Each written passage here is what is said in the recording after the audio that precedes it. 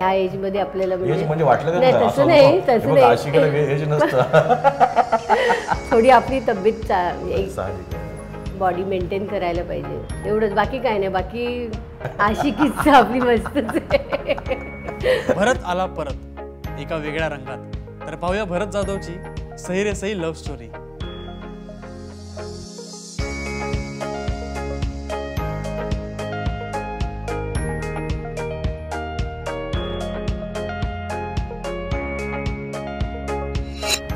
घरात कोण नाहीये, हाच चान्स आहे. चान्स म्हणजे तसं काही टेन्शन घेऊ नकोस.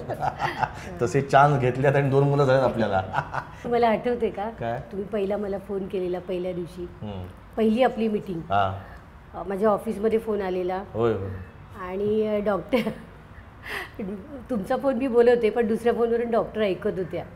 आणि मी थोड्या वेळ मला तुम्हाला भेटायला जायचं होतं पहिल्यांदा. डॉक्टरांना विचारायला गेले की बाबा काय, मला जायचं आहे, मला अर्जंट काम आहे म्हणून. असं तर डॉक्टरांना कळलेलं की मला तुम्हाला भेटायला जायचं आहे. तेव्हा ते म्हटलं हां उद्या येशील ना नक्की. म्हटलं हो. आणि म्हणजे तेव्हा मी एकदम हे झालेली. ते त्याने मला दुसऱ्या दिवशी सांगितलं, सरिता झालं भेट, तू भेटून आलीस का. म्हटलं हो मॅडम. तेव्हा मला खूप हे झालेलं असं.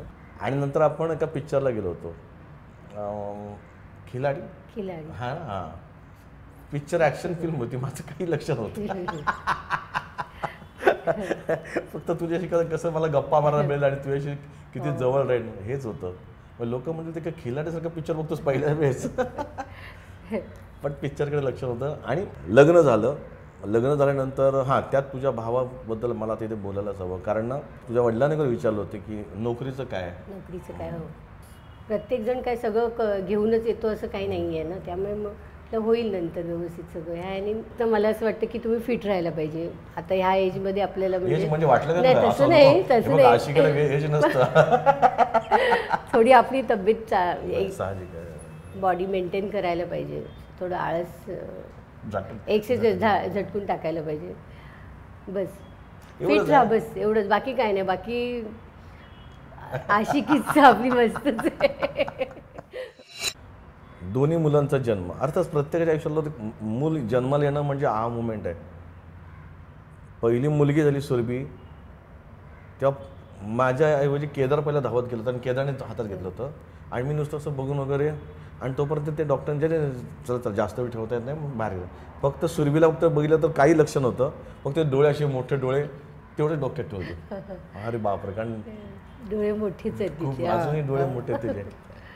तर ते एक हा मुमेंट होती. आणि दुसरा जेव्हा आरंभ झाला, आरंभाचा किस्सा चांगला होता. आरंभ तुला जे ॲडमिट केलं होतं आणि माझा प्रयोग होता बोरिवलीला. त्याच्या दिवसभर शूटिंग होतं प्रपंच सिरियलचं.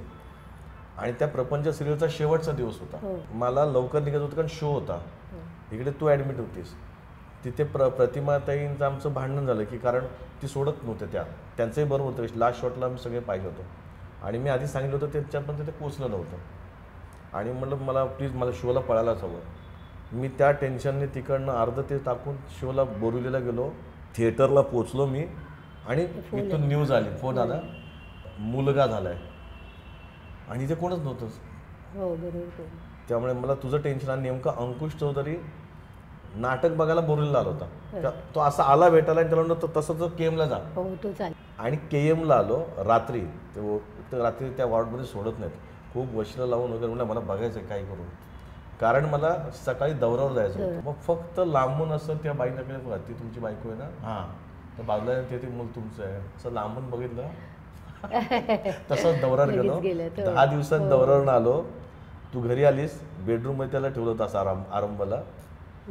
आणि मी आपलं त्याला फेरी म्हणून बघतोय तर तो असं बघतो की हा कोण माणूस आपल्या घरात फिरतोय. त्याला टच केलं. खूप बिझी होतो, त्यात खूप दुर्लक्ष होतं माझं.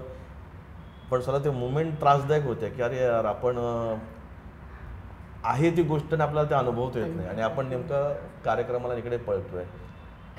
अजून एक आहा मुमेंट माझी कुठली होती की आपण ऑस्ट्रेलियाला गेलो होतो. पहिल्यांदा आपण असं म्हणजे आपण बँकॉकला जाऊन आलो होतो पण एक चौघं मिळून मित्राकडे गेलो होतो.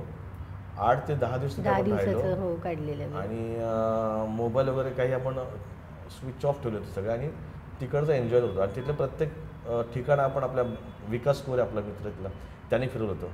परवा मला विकास भेटला होता. तो आता आम्ही दुसऱ्यांना घेऊन गेलो होतो तिथे, तर आम्ही सांगायचो त्या सगळ्या स्पॉटला तुझं नाव दिलं म्हणतात. आपण बरं जातो स्पॉट, आपण बरं जातो स्पॉट असं तो सांगत होता. एक कोण कुठे कुठल्या गोष्टीने हिट करला काय बोलेल आणि काय माहिती, पण आपण एन्जॉय करत आहोत.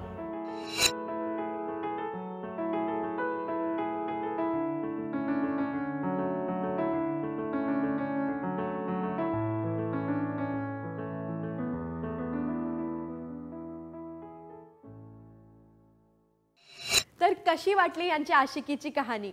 अजून एक नवीन अनोखी आहा स्टोरी घेऊन येतोय लवकरच. Stay tuned.